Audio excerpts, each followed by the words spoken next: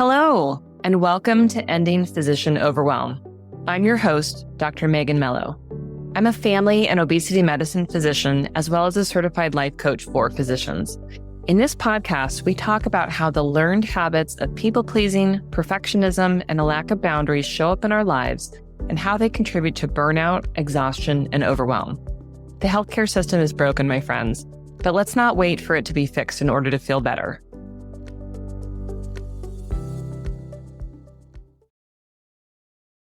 Unpopular opinion. My friends, most of us don't have insomnia. We have, I have too much on my mind, yeah. We have, I just want some time to myself, yeah. For so many of us, sleep is a precious resource, but we don't treat it that way. We have lots of reasons why this is true, and I'm hoping that today we can try and work through some of those so that we can get the sleep that we need. If you're new here, this is week 4 of the Recharge Challenge. I'm your host, Dr. Megan Mello, and on this podcast, we talk about our lives as physicians and how we can make our lives better. We are right in the middle of our 10-week challenge, trying to drop in little habits to help reduce stress and improve the way that we're living. We know that we are up against a big challenge when it comes to burnout in healthcare systems. We know that our workplaces are often quite toxic to our health. We are not going to solve that problem, but right now in this challenge, we are trying to introduce small ideas to help get us to be living better, reduce stress, so that we can be living more of our lives. That is what we want. So this week, we are talking about sleep. Now, you don't have to be a sleep specialist to know how important sleep is to all of our parts, right? It doesn't matter what part of the body you are a specialist in.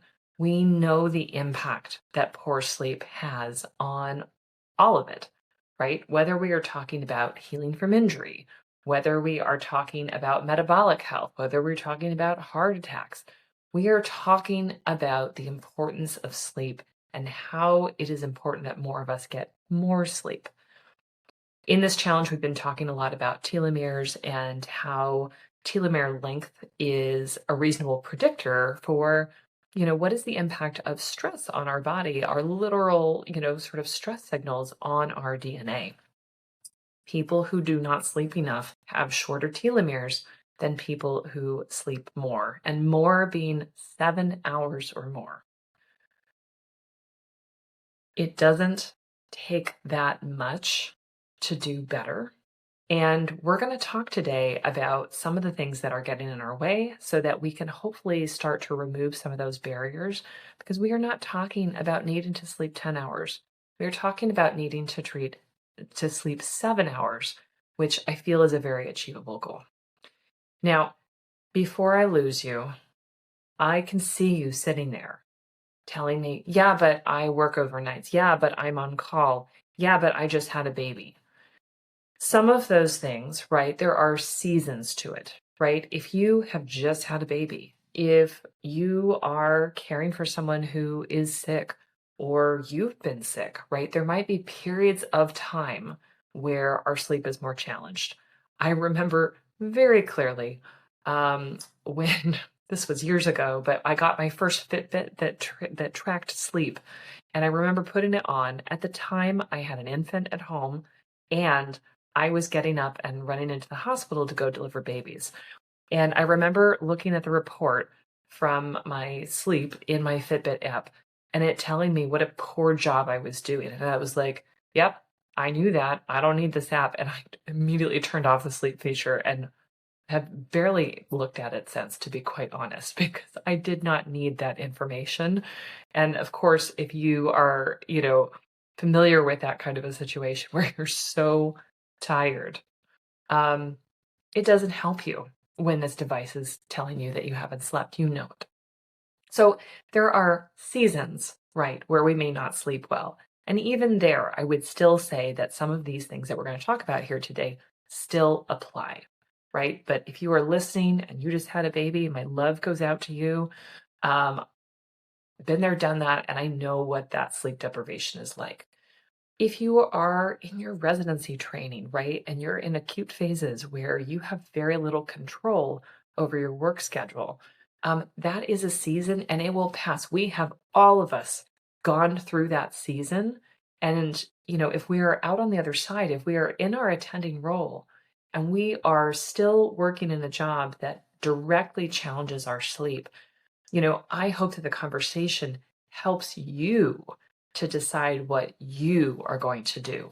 I do absolutely know that there are some roles that physicians carry where sleep is considered, the last thing on anyone's mind, of course, except for you, right? This is people who work 24 or more hour shifts, who are constantly on nights, who are constantly on call for their patients after, spending 18 hours in the operating room, right? There are many roles that are like that. And we cannot count on our hospital systems and our employers to make that better. Sometimes we will have to make different decisions so that we are able to prioritize sleep. I do not trust the health systems to come up with the right answer there. But sometimes that takes some tough questions that we have to answer about who am I? What do I need? What does my body need? And how am I going to make sure that I get it? Because we cannot trust those health systems to have our best interest in mind, even though, right? Do you want surgery from someone who has been up for 37 hours? No, you do not, right? We all know that. We can all look at the reasons why we don't want that situation to go on. We all know that it goes on. All right. I'm going to pull myself back from that tangent because that's not very helpful. But if you are living in that life and you are constantly blocked from being able to get adequate sleep because of your work schedule and or your call schedule, it is time to really think, is this okay with me? Is it okay for me to continue to be denied things that are literally going to affect my health? All right, tangent over. So there can be seasons. There can definitely be roles that we might have that are really severely impacting our ability to get sleep. But I would argue that for so many of us, that isn't really the problem, right?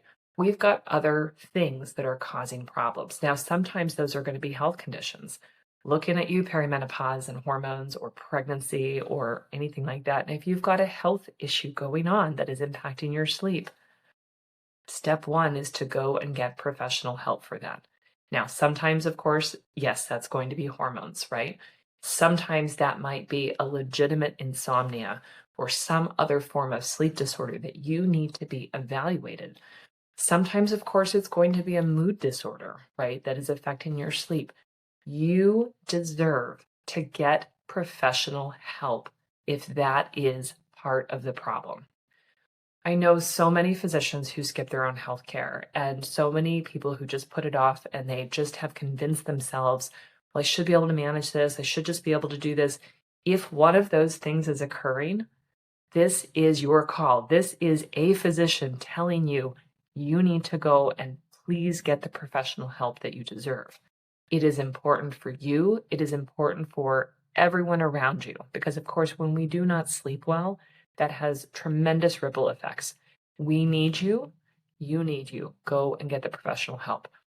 Assuming that that is not the problem for you, assuming that we are not struggling with one of those particular things, or maybe that's not the only problem, let's think about what else gets in our way. All right. Sometimes it's other people. Sometimes the people in our lives, that might be partners, it might be friends who call you at all hours, it might be kids who crawl in your bed, right? Other people are affecting your ability to get sleep. This is a hard one, and people are going to make different choices. But if you are constantly dragging, you are not getting adequate sleep, you are miserable and exhausted, it is not okay for you to continue in that state.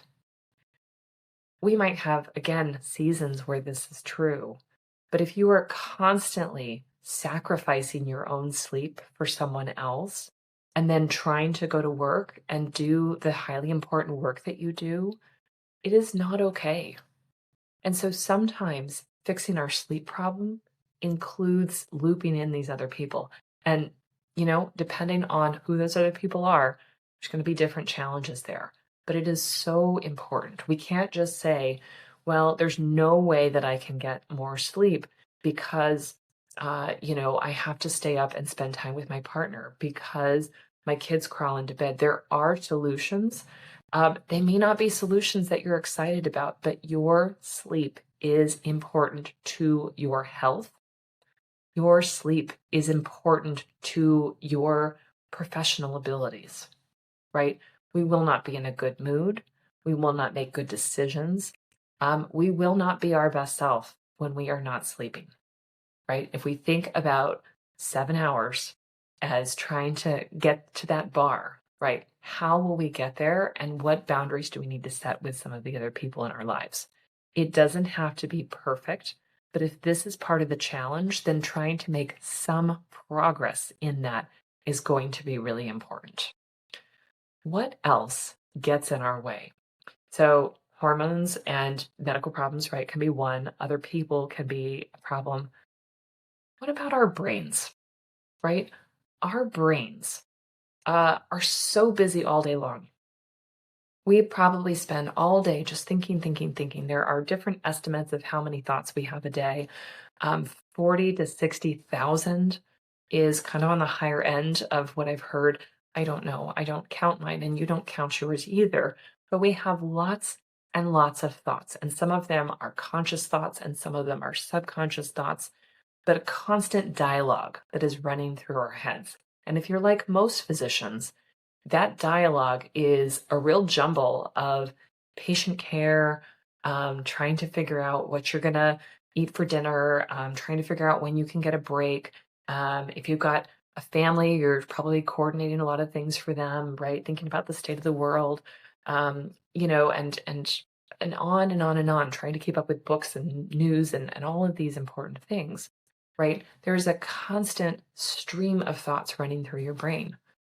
And we might tell ourselves, well, yeah, but then I'm just going to go to sleep, right? If our mind is constantly that busy and you think that you'll just lay down and pass out, if that's going well, great. For most people, that doesn't work. There was a great analogy that came up in The Telomere Effect, which is the book that we are sort of working from, where they talked about our thoughts are not like a light switch that we just turn off. All right. Our minds don't work that way. It works more like a plane that needs to come in for landing, right?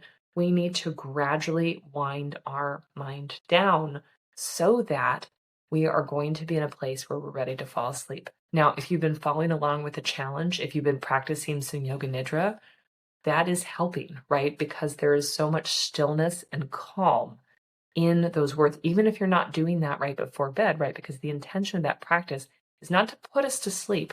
It's to allow us to have a period of time where we are deeply resting, where we are deeply relaxing and calm with a quiet mind, right? That is excellent practice for being able to wind yourself down to go to bed.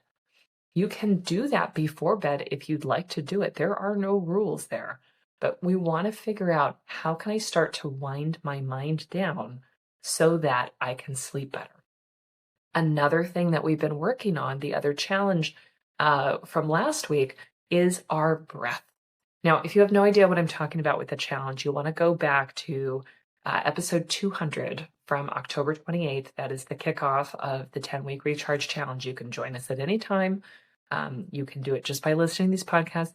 You could just pick this one and just go with this and say, I'm just going to work on my sleep. There's no right or wrong. We are just trying to help our sleep better. Now, I'm going to break myself in here. If you're a woman physician and you want to put a little bit more skin in the game, join us in the VIP Recharge Challenge. It is $49. It starts from the beginning and goes all the way through. It is your guided, curated resources, reminding you along the way, hey, we're working on this together. It is very simple. It is very straightforward. It is designed to help you implement these practices so that you can have less stress, more life. Okay? That is what we want. Now, so that is another obstacle, right? Is winding down our brain. Are there other things that you need to be doing in order to wind down your brain? I'm going to talk about a few specific therapies as we get to the end, but what are you doing before bed? Are you scrolling and watching a bunch of things? Are you reading the news? Are you watching murder shows? Like, what are you doing? And is that helping you with your sleep? Again, if your sleep is great and there's no problem, there's no problem. But for a lot of us, we need to do a better job of winding down our brains so that we can go to sleep. If you are up on Epic, finishing patient charts and seeing your inbox blow up at the weird times of day that it blows up, that is not going to help you sleep. You need to be able to wind yourself down. I know that's a bigger conversation. That is something that so many of us have to work on. But I want us to be very mindful that this habit that we've fallen into, so many of us, of working on our inbox late in the evening is specifically not helping us sleep. We can take even the blue light component out of it. Our mind is engaged and activated. It is solving problems. It is probably having some feelings about, God, I'm so frustrated. I'm so tired of being asked the same question. It might be having, oh, why didn't somebody help me with this message? Why is this just coming in now? There are so many aspects to it that is harming us. We need to do a better job. Now, I say that with total love. I say that with total understanding of the very many challenges that we face as physicians. This is something that we all work on. And this is part of boundaries work, but this is boundaries with ourselves. Again, as we know, we often work in toxic healthcare systems. We work in systems that, thrive on us donating our time over and over again and being the bottom line when it comes to getting work done. This is not okay. It is how our healthcare system is set up, and it will not get better if there is no pressure on the system to do better. This is not easy. There is moral injury here, right? Because we do not want our patients to suffer. And yet, if we do not set some boundaries, if we do not, decide, I'm going to try and do the best I can, but I am not available all of the time. I cannot continue to work right before bed because I can't sleep. And then the next day is terrible, right? We need to work on this part. So, long story to say, we need to help our brain wind down. That means we need to be off Epic. We need to be off our phone. We need to be off of things that are exciting or arousing in some way. I don't mean sexually arousing, but that activates our mind and has us, thinking a lot of thoughts and spinning on something, right? Don't open the paper right before you're going to go to bed if that's going to make you upset, right? Instead, we need to cultivate activities or practices that help our brains to wind down. Now, what else might be getting in the way? Our habits, our behaviors. So again, this might, sort of feed into the same issues, right? Our behaviors around being in our inbox, checking our email, checking other things that are going to be upsetting or stimulating in some way, right? That's not going to help us. But what else, right? If you are eating really late at night, that is often not helpful for your sleep. If you are scrolling social media, even if you've got your blue light blocker, that is often not very helpful for sleep, right? Are you staying up very late and not putting yourself to bed? Revenge procrastination, my friends, is a very real thing. You've spent all day taking care of other people. You probably come home, you do whatever you need to do at home, and you just want a little time for yourself. This is a very common practice that people fall into, a habit rather. I shouldn't call it a habit, not a practice, right? Where we're just like, well, I just need some time for me. But meanwhile, we aren't going to bed until very, very late and we are exhausted. And the next day and the next day and the next day, right? It all continues to spiral. That behavior is not helping us. You might need some help to untangle some of that, but we have to see our part in it, not in a self-blaming way, but in a way of okay, what am I doing or not doing that is causing some issues for me getting the sleep that I need, right? Again, I don't think this is a very high bar to try and get 7 hours of sleep, but most of us are not there. And we need to do a better job because it is literally important to ourselves, to our DNA, to our long term health. All right. So, in the big picture, right, we may need professional help. We might need to rethink our roles if we are in a job that really has a directly negative impact on our sleep and our ability to get adequate sleep. Um, we need to appreciate when we're in a season that we expect to pass and still decide that we're going to do the best that we can, right? Those are kind of the macro things. But let's think about what we can do right now to try and help ourselves. So, if you're in the challenge this week, we are just trying to figure out how can I do a better job sleeping. If you have not started doing the yoga nidra, go ahead and start doing the yoga nidra and do it right before bed. That is a perfect wind down activity. Again, the purpose of yoga nidra is not to help you fall asleep. Although I guarantee you that if you are in bed, you're nice and cozy, right? You've washed your face and done whatever you needed to do, and you put on this very relaxing, slow meditation, you are likely to pass out. And that might be the good enough thing that you were doing for yourself this week. And then you get to check off 2 boxes. I did yoga nidra and I improved my sleep, right? We're going to count that. So don't be afraid to keep it easy. What else? If there are behaviors that are getting in your way, eating too late, drinking too much alcohol, scrolling, not exercising, just I don't have to tell you what we're doing. We're doing things that are not helping us, right? Take a look at those behaviors this week and think about one little thing that you want to change, right? You don't have to reinvent the wheel, but what will you do and see how it can help you, right? If you are going to bed very, very late, can you move it forward 15 minutes? If you are always having that second glass of wine and you know that that impacts your sleep, can you try just the one, right? If you are eating very late at night, do you need to do that or can you figure something else out so that you won't be having heartburn and you can lay down, right? What are those behaviors and how can you make it better? If you need a little bit more help, maybe you don't need full on professional help, but you know that the way that you're approaching sleep is not helpful. Mindfulness based therapy for insomnia and cognitive behavioral therapy, rather, for insomnia are 2 programs that you can initiate and you can do them online. These are programs, they can be live and in person, they can be online, right? They can be asynchronous. Like there's a lot of different ways that those can look. But these are all trying to focus on having better sort of thought patterns about sleep and rest that help us. If we are constantly having the thought, I'm not a good sleeper, I never get enough sleep, I better be able to sleep tonight because tomorrow is really important. And we're constantly having all these negative sort of toxic thoughts running around, that generally does not produce good sleep. And it's not always as simple as, just, deciding to change, right? We might need a little help and support to do it. So MBTI and CBTI can be very helpful for that. And even something as simple as working on the thought of, I'm not a good sleeper, can be helpful and can help you get you to your goal. So I hope that there's something there that you have found like, yep, I'm going to work on that. If you need to think about that big picture stuff, right?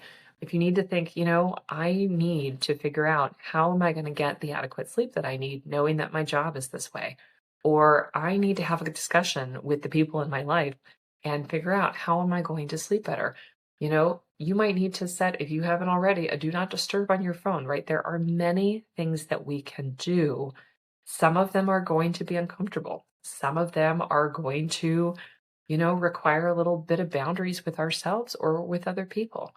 We can do hard things and we can do these things in order to get the rest that we need. So set an intention, make a plan. If you know that things are pretty hard right now, you might keep it very simple.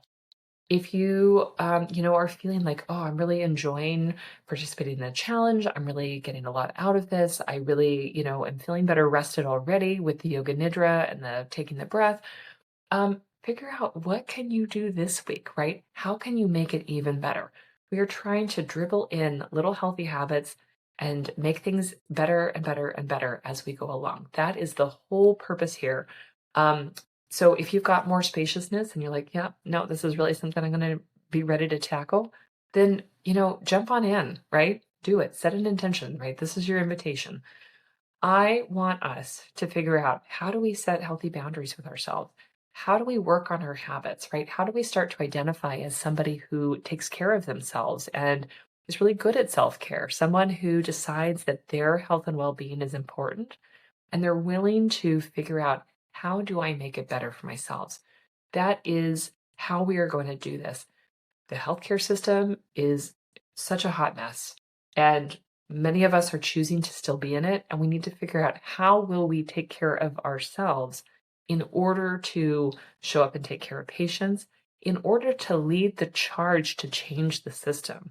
The system is not going to do it for us, my friends. We will have to figure out how to do it. We can't do it if we're sleep deprived. I will leave it at that. I hope you are enjoying the challenge. If so, please send me a message at megan@healthierforgood.com. I'd love to hear from you. Join us in the VIP Recharge Challenge. It is very simple. It is, simply a program that is designed to help you make these challenges stick. I hope you'll join us. You can find the link in the show notes. And tune in next week for next week's challenge. Can't wait to see you. Have a good rest of your week.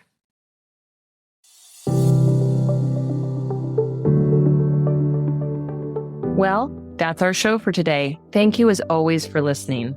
To learn more about my coaching programs, head to www.healthierforgood.com.